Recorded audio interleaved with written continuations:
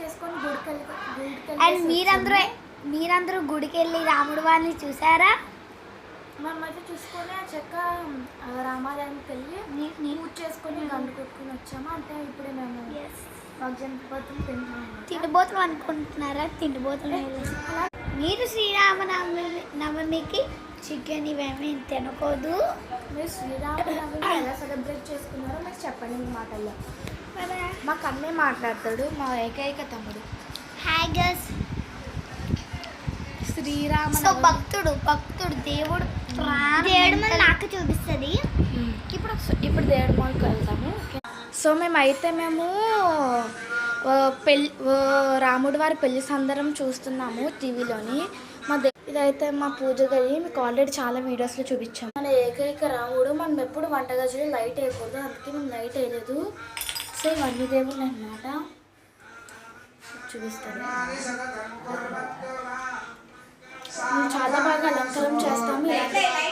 ఇలాంటి పూజలకు మాత్రం ఇవంతా లైటింగ్స్ అనమాట. చాలా బాగుంటుంది అనమాట ఈ దేవుడి గది. ఎందుకంటే నాకు చాలా ఇష్టం. మాకు ఇష్టమైన పూజ గది అనమాట. చూడండి మా రాముడు వారి కళ్యాణం. ఇవి మన దేవుడిని అలంకరిస్తాం కదా, అదే.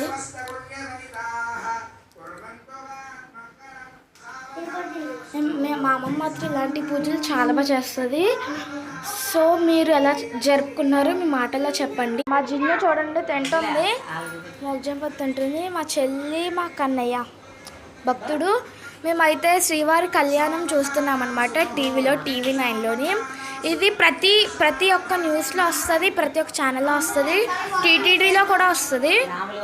రాముడి వారి కళ్యాణం ఎంత బాగున్నారో దేవుడు. దండం పెట్టుకోండి అందరూ.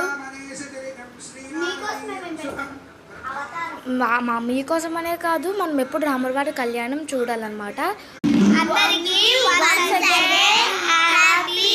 శ్రీరామనవమి శుభాకాంక్షలు. మీ పూజని ఎలా సెలబ్రేట్ చేసుకున్నారో కామెంట్లో పెట్టండి. Bye bye. Like, subscribe.